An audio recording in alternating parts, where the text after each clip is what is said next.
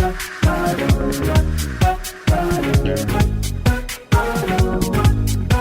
this is Carrie from Wrap Your Head Around Silks. This is the Expecting Aerialist podcast, now part of the Digitent Network. Hope you guys are well and having a great week.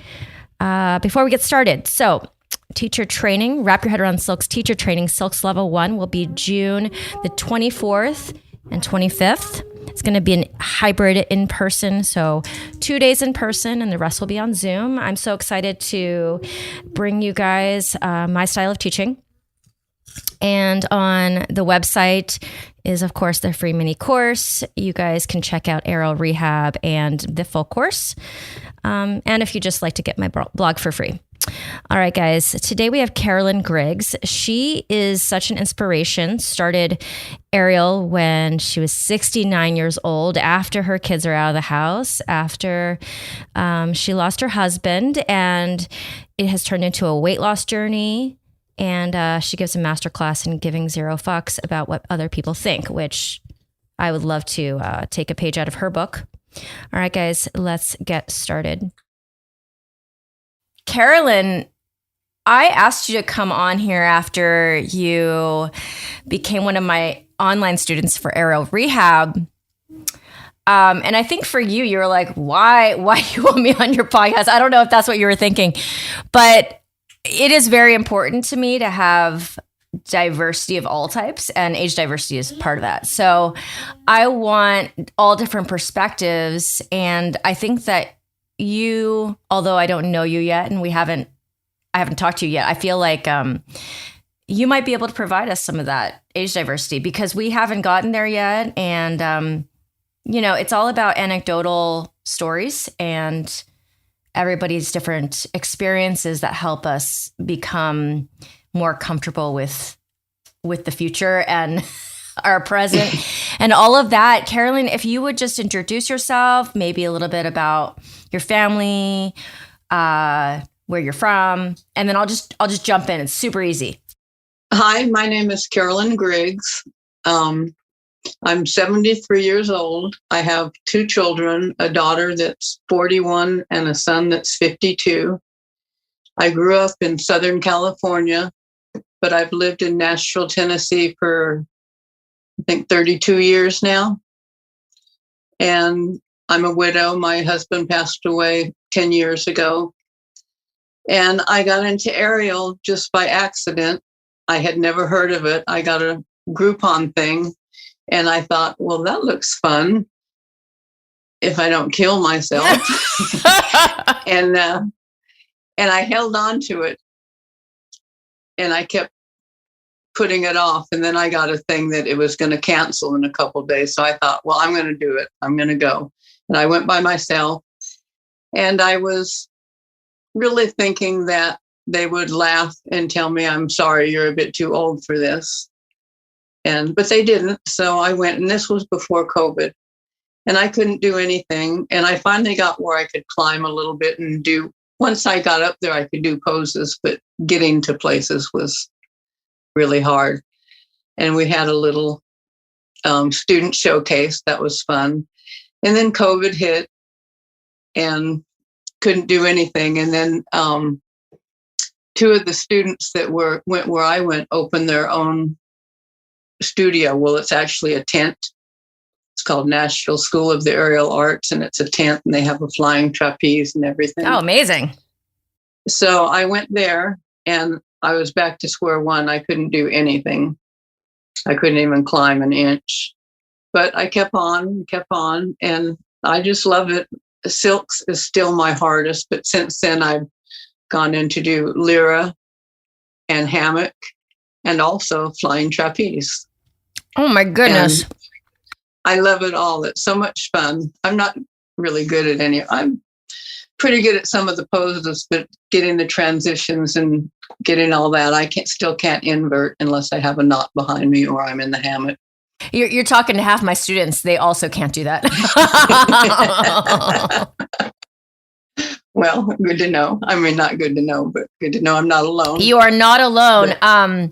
Carolyn, the first thing I think to myself is, well, two things. Number one, I don't know if you consider yourself brave, but I think from an outsider's perspective, that is so brave for many reasons. Number one, the physical aspect. And number two, you're probably walking to a space where you're the oldest person in the room. Definitely. by many years, maybe. Definitely. And then also, did you take dance or gymnastics or anything when you were younger? Never. Okay. So it might be the first time for a lot of these things. Right. Yeah. Did you feel like intimidated, or did you not care? You're like, When I first went in, I was a little intimidated. It wasn't like I was going with my friends and we were going to try it. I went by myself. I didn't know a soul. And I knew everyone there was going to be younger. But I thought, I'm just going to do it. What's the worst? They can laugh at me and I can leave. But nobody did. They were all so helpful and inspiring and enthusiastic and wanted to help. And they've been like that the whole time. I love everybody all my teachers I love and all the people I practice with. Last Monday, my silks class, there was 4 kids there that were 15 and under. Oh, wow. And one adult she was probably in her 20s, and me. So it was kind of like the old grandma, even though I'm not a grandmother, but it was like the old grandma and teeny boppers. But it was fun. So usually in my classes, they're anywhere from 15 to in their 40s. I've had one 50-year-old in one of my classes, but that was the oldest, I think. I would hope for myself that as I get older, I give less fucks about anything. Like just less and less and less and less as I get older. That's the truth. It's like, so what? Yeah. If they don't like it, tough. Yeah, like I've survived. As long as I'm having fun. Yeah, I've survived more than you little teeny boppers. But I'm really happy that you had a good experience and you continue to. I think that it's really inspiring so I feel like I'm, not the youngest, not the oldest. Like I've got plenty of students who are 15, 16 coming in. And then we've got people my age, people 10 years younger, people 10 years older. And I feel like that's a really brave thing. Like if I saw someone walk in who's like you, I would be like, oh, what a badass. Like just having that. I've been called that. Yeah, just having that courage to show up and to see how it feels on you and to make your own judgment upon whether or not you enjoy it versus anybody else's thoughts. I think that is badass. It is. And then this is very relevant because I'm like, if one thing's not injured on me, it's the other thing already. Yeah. So tell me about what it was like for your body, like after the first class, and then what it's like first couple classes, and then what it feels like now when it comes to your strength, and what it comes to maintaining, a 70-ish body up there. Well, when I first started, since I couldn't do anything, it wasn't really that physical because I couldn't do anything. I'd reach up to climb and I'd just slide right down. So I wasn't really using any muscle, but I've built up a lot of muscle since then, upper body strength and core strength, but not enough. And I was never in great shape to begin with. So I'm getting in better shape, but I'm still working on that. And now I have arthritis in my shoulders. So that is always a little bit of a hindrance, but I don't let it stop me. And I've never been hurt yet, knock on wood. And how long has it, like 3-4 years? Uh-huh. Is it painful in a way that's not workout pain? Not really. Just sometimes my shoulders will, I shouldn't say that. When you get on the Lyra, sometimes I end up with huge bruises here and there. And the hammock, when it gets, my instructor calls it squeezes, but I say it strangles my legs. And you get bruises. In fact, one time, year before last, when I went to the doctor for my regular yearly exam. Oh no! I had bruises on my arms. I had a few of them, and he mentioned, he says, I see you have some bruises. And I said, oh, yeah, I've always got a lot of bruises. And his eyes got really big, like adult abuse. And I told him what I did. And he was just, wow, you're kidding. And then last year, when I went back, he says, are you still doing all that? And I said, yeah. And he thinks it's amazing. Yeah. But other than that, I haven't had any real pain. And then has the bruising got lessened as the time has gone? Yes. All right. So fight or flight response works at any age. This is great. Because, what they say, at least the circus doc, and I think I do believe it, that like the bruising at the beginning is your body's fight or flight response. This is not normal. This is not okay. And then after a while, your body decides, oh, it is okay because we're doing this on purpose. And then it stops bruising. I don't bruise anymore. Yeah. If I had a new spot that I haven't used before, it might bruise. But, and my hands in flying trapeze, sometimes when I get caught, if it catches wrong, my hands will bruise. But I've been using some vitamin K cream, and that seems to help some. Oh my goodness. I don't actually do flying trapeze. Is that your favorite? Well, I love them all for different reasons. Flying trapeze makes you just feel like a little kid, even though it's really hard to get my timing and everything. But wow, just swinging back and forth and then falling down into the net. It's just exciting. And it's an adrenaline rush. And it just makes me feel like a little kid. The silks, they're my biggest challenge. They're the hardest. And my memory, just remembering what to do with any of them, is always a challenge at my age. Again, half of my students, same. And then the lyra, I feel like I have the most control over. Okay. And then the hammock is a lot of fun. I love spinning. In the hammock, you can really spin. Do you ever have any issues spinning? Like, have you ever, even at the beginning? No, which was really amazing because when I was young, I used to go on all these rides that spun and I loved them. But as I got older, when you go on amusement park rides that spin around, I would get sick. So I was really thinking, I don't know about spinning. But when I'm spinning myself rather than spinning around on something, it doesn't bother me at all. Sometimes when I get off, I have to catch my balance a little bit, but I don't get nauseated or anything. Oh my God. You're like... I know some people chew ginger. Yeah. Oh yeah. But I don't. Oh yeah. What is that? You said your grip strength on silks is a little difficult, but how about on that trapeze bar? Because you're catching, which is different than just holding. Well, when you catch, the other person is using all the strength. I'm just grabbing onto her hands. She grabs onto my wrist and I grab onto her hands. And holding onto the bar is not hard at all. Really? How are you with like a single arm hang on a lyra, like from the ground? Have you tried that? I don't know if I've done that. I might have. Okay. If I have, it's only been once or twice. I don't know. I'll have to try that. I love doing these. I love doing this podcast because I just get on the Zoom with people I've never met, and it just goes so smoothly because we all have this thing in common that we love. Yeah, it's become a passion, which is odd, but at my age, but it's like my passion now, even though I'm still a level 1. I'm actually a level 2 in hammock. I just moved up to level 2 after Christmas. Oh, yes. And boy, is it harder than level 1. How many times do you train or take class a week? Well, on Monday, I take silks level 1. And on Wednesdays, I take lyra level 1. And then right after that, hammock level 2. And then Fridays, I go for a open hang, which is just practicing myself. And then Saturdays, I do flying trapeze. Okay, so that's 5 sessions. Did I count that right? Yeah.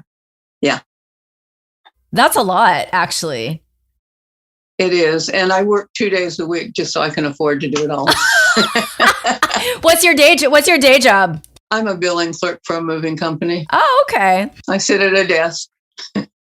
You do 5 sessions a week? Oh my God. And you, like, what does that feel like in your body all week? Like, you said you don't have like a lot of pain. You're sore, I'm assuming? Actually, I get more sore when I've been sitting. Ah. I come home and I'm tired, and then I sit down, and when I get up, I have to like inch up to stand up like I need an oil can. So it's would you say motion is lotion? Yeah. In this case? This is really good to know. I mean, so many people, you're the boomer generation, right? You're a baby boomer. Right. So many people in this generation, I look at my parents and they don't necessarily, they are not like you, and they don't have a passion, like a exercise passion. And, I worry about their health, and I worry about their joints, and I worry about stuff like that because, movement's so important. But they probably move around constantly doing stuff. They do. They walk. My sister, she doesn't do anything. She's 4.5 years older than me, but she's constantly moving. Where I'm at home watching TV, I'll sit in the chair and I won't move.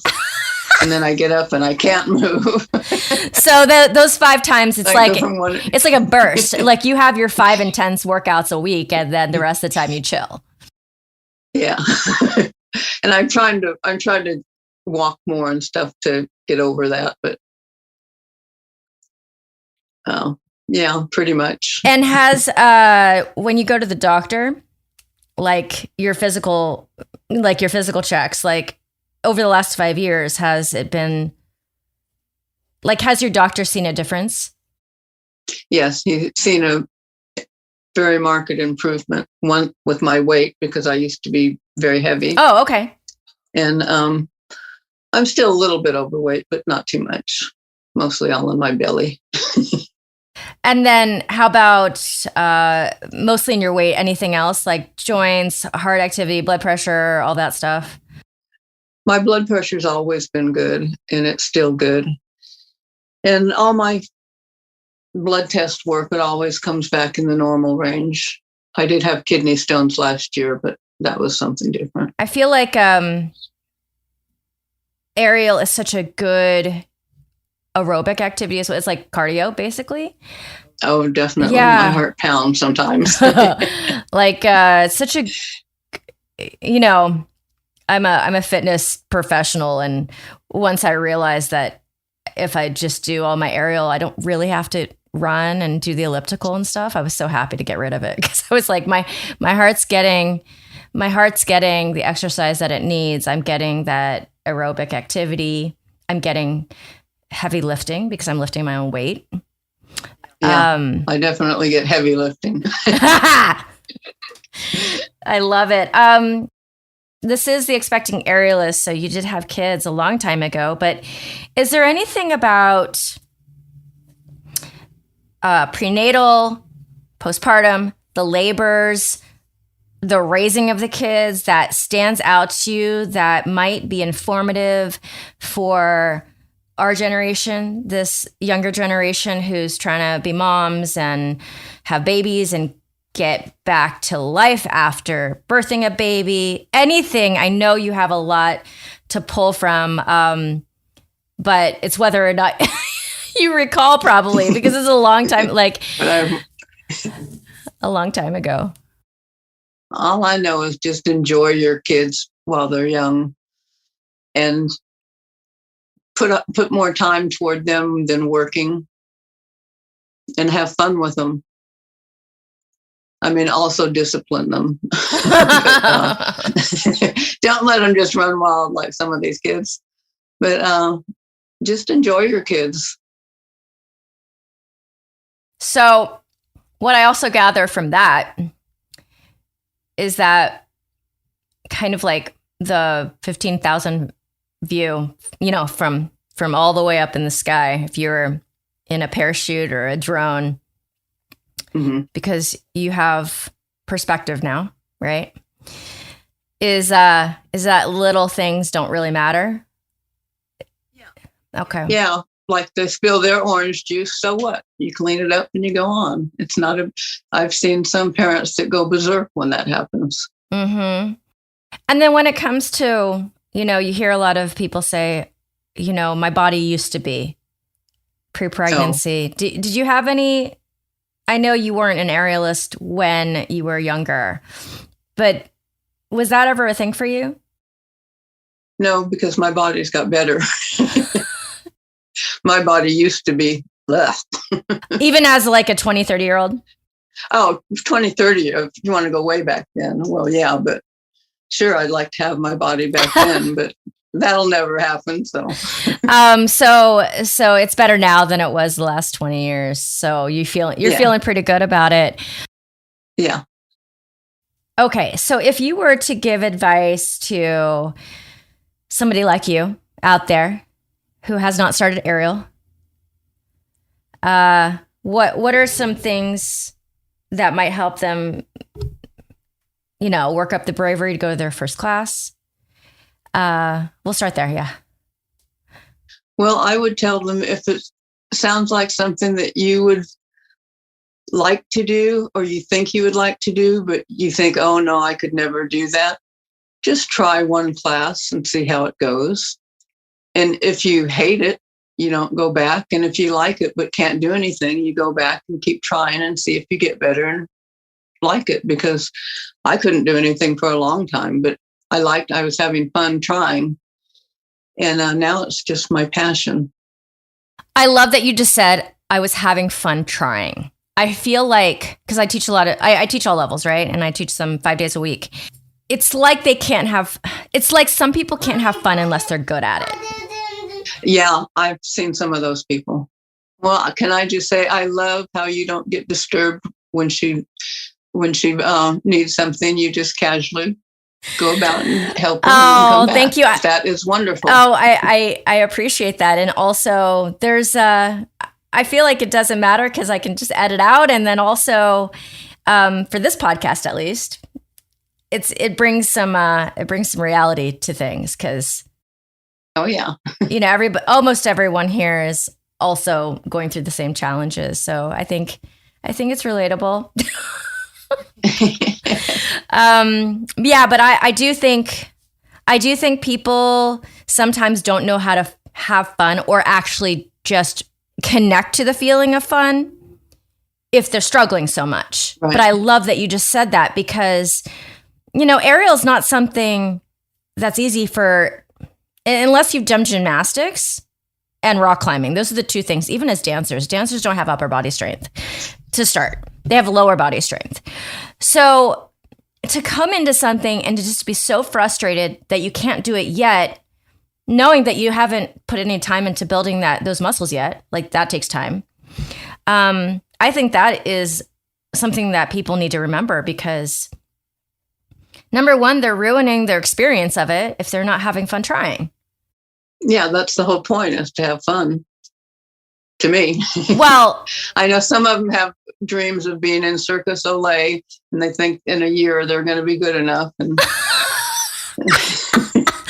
I used to be very like that with my students, like professional or nothing. And then I've changed a lot too over the last 10 years because I see that there's not just one goal. There's a lot of different goals. There's some people go in there just to battle with their height fear. That's it. Yeah. And I think that is crazy personally. Like not crazy as in a bad way, but like brave, but to just face a fear like that head on in a very, very like specific and direct way. Did you have any fear of heights? Well, I actually did have a little fear of heights, but on the silks, I never climbed high enough to be afraid. But watching the flying trapeze, I thought, I want to do that so bad, but they're going to have to push me off. And the scariest thing about it was climbing up that ladder and standing and leaning over the platform the first 2 times. But after that, now I'm not afraid of it at all. Okay, I am deathly afraid of ladders because I feel like I don't have any control. Whereas if I'm on an aerial apparatus, I feel like I have control. Well, this ladder, it's connected at both ends. So, and the first time students, they put a harness on them even when they're climbing the ladder. But I don't use that anymore. But it's like 20 feet up. And oh, yeah. It's on a little bit of a slant, but not that much. So not wobbly, but still pretty scary. No, not wobbly at all. Okay. Not wobbly. Not like a ladder that you open up. It's connected at both ends. It's very sturdy. Yeah, but still. So, but break that down for me, because you're not scared of that anymore. But when you're climbing silks, you're probably not climbing to 20 feet. You're probably the highest would be, because the rigging is there, is probably like 15, 16, 17 feet. But that scares you more than the flying trapeze? No, because I never got high enough. No, but now I'm not. Now I'm not afraid of it anyway. I'm just trying to get higher. I only climb I probably only get up about 10 feet, or probably about 10, maybe 12 at the most, and then I'm like. So wait, is it your hands? Is it your feet? Is it your heart? Is it the height? I think it's all of it. Carolyn, do you ever visit LA? Yes, I'm from LA. Right. You come back. I grew up in the San Fernando Valley. Oh, you have family and friends here? Most of them are gone. I have a few friends that I visit every few years. Okay, Carolyn, next time you're out here, you can come train with me, take a class or something, and I'm going to get you climbing higher. Because there's no reason for that. You're strong enough. And you do flying trapeze. I would love it. I would love it. I'm like, okay, I've got a goal now for this. So I love that. You said having fun trying. And then the other thing I'd love to ask you about, because it's been very relevant in class, I actually lectured about it last night. It happens almost every session. Somebody says, I teach something, and I'm very, very mindful about what I'm teaching. I know my students well. I'm picking things that I think are fitting. And very often, it's not for me. I hate that. Like the first time they try it. The exact first time they try it. And so last night I said to them, you're not allowed to say that until 6 months go by. 6 months go by, and you can tell me if that skill is for you or for not for you. And you have to tell me why. Because this, it's just too fleeting. It's too quick. I taught a skill yesterday that I've been doing since it was one of the first drops I ever learned. So it was 2007. So I've been doing this drop since 2007. And I'm sure I've had different opinions about it over time. Do you have an opinion about this phenomenon in people? I know it. I've seen it, and I look at things, and when I think it's not for me, it's like I'll never be able to do that, but I'll still try it, and I'll keep trying it as long as they're teaching it. And then sometimes I get it and I can do it, and then I think, oh, okay, cool, this is good. But I never just look at something and say, that's not for me. Because I think that it's all part of it. Yeah, I think that attitude is so self-defeating. I feel like why do you think people say that when they see something the first time? Is it just fear? Probably fear, and maybe some of them don't like the way the pose looks or something, and they don't want to do that. I don't know. And some of them, they think it just looks too hard or it'll hurt. Or with the drops, I'm sure they're just thinking I'm going to break my neck. But you gotta just try it.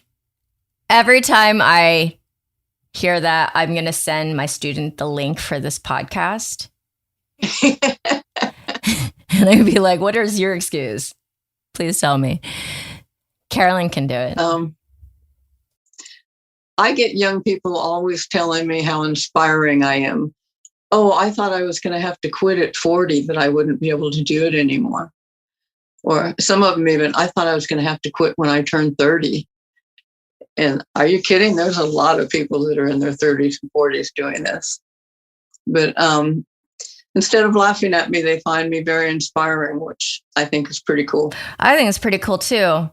And not just that you're in your 70s and doing it, but that you started in your 70s or that late 60s, because late 60s. Yeah. That is way different, I think. Because for me, if I'm able to continue to your age, there's a muscle memory involved. Yeah, and you have all the skills and everything already. Yeah, so even if I lose a little strength or my body changes in ways that I have to adjust to, that's way different than starting something that is pretty impactful for the body. Not so much for the joints. I feel like the joints, the knees and stuff, we obviously are in the air, so we're not pounding our joints on the ground. I think that's helpful, but for sure, the shoulder issues that people have in aerial, it's a lot. And then also, you compound that with things that happen as you age, the arthritis, the inflammation. I feel like there could be a lot of stuff to manage there depending on who you are. And so to start this at your age, it is very inspiring, regardless of what level that you're at, because it's the journey of doing. It's not necessarily the end result of it. I think that right. The reason why this podcast has an audience, and I don't know, I always laugh because I'm like, I'm the nichiest niche, like aerialist, and then also the expecting part. But the people who love it, it's a lifestyle. It's a way of life. It's such a love and passion that, I think it's amazing. I love the story. And now that your kids are out of the house and they have their own lives, it's time for you, I'm assuming. I think that this is great. When I started, I never thought I was going to keep on forever. I just thought it would be something fun to try. And then the more I did it, the more I liked it. And I just kept doing it, and it just became a passion. How's your flexibility? I am very flexible. Okay. So that's one good thing in my plus. Just naturally, you've always been a little bit on the flexible side? Yes, but I have to work on it more to get more flexible. But as far as, like I say, I can do a lot of the poses if I could get to them. Do you have splits? I have front splits, but not side splits. Aha. Okay. I love this. I'm working on my side split. I love this. I can't believe you do 5 sessions a week. That's so badass. It's amazing. If you have any piece of advice to leave the listeners with today? I think just enjoy the process, love the journey. There's always whatever goal you're looking for, but love the journey toward it, because that's where all the experience and fun is. And the community, the aerial community I've found is fabulous. I've made so many friends on Instagram that who would have ever thought. One lady actually invited me to her house to play on her silks when I came to Florida, because I have a sister in Florida. So I did, and we met. Her name's, everybody probably knows her, at Jill B. Lovin Aerial. Oh my goodness. Yeah. You know her, and it was so much fun. And I've just made so many friends on Instagram from it. I love that you're on Instagram. And, some people think, well, I'd be embarrassed to post that, but I'm like, not me. I want to be like you, to not give any fucks at all. Yep. That's the goal for me. It's a hard one to get to, but when you get to it, it's great. I'm looking forward to it, because I already started to feel that way, and I'm sure it'll just become more. When did you join Instagram? I joined it before Aerial, because I was in this boot camp, and we just did a couple things, and I had like maybe 3 followers, and now I've got about 300, which is nothing compared to Instagrammers, but for me, that's a lot of people. And it's just fun. Well, Carolyn, you might have more followers after this, because I'm probably gonna include your handle in the show notes so people can find you. But Carolyn, it was so wonderful to talk to you. And I love your story. It's so cool. Oh, well, thank you. Thank you for inviting me. The reason why I had real qualms was because your podcast is for expecting aerialists. And oh no. I'm definitely not an expecting aerialist, nor will I ever be. No, it's but you have that experience as motherhood. It's wider than that. But no, you fit perfect. You fit just perfect for this podcast. Well, thank you. Thank you for inviting me. Of course. All right. Thank you so much to Carolyn for coming onto the podcast. I loved having you on. I love to bring all types of diversity to this podcast, and that includes age diversity. We got to get the whole gamut, of experiences across the world. Thank you so much. Also, if you're interested in teacher training, aerial rehab, any of my free stuff on my website, just go to the show notes. It is all there for you. Thank you so much to Asa Watkins, sound engineer. And if you would honor me with the 5-star rating and a review, it means so much. Just smash the 5 stars and leave me a sentence or two. It means so much. I'll highlight you on my website. And all right, guys, thanks so much for being here. Over and out. This is Carrie from Wrap Your Head Around Silks. This is the Expecting Aerialist on Digitent Podcasts.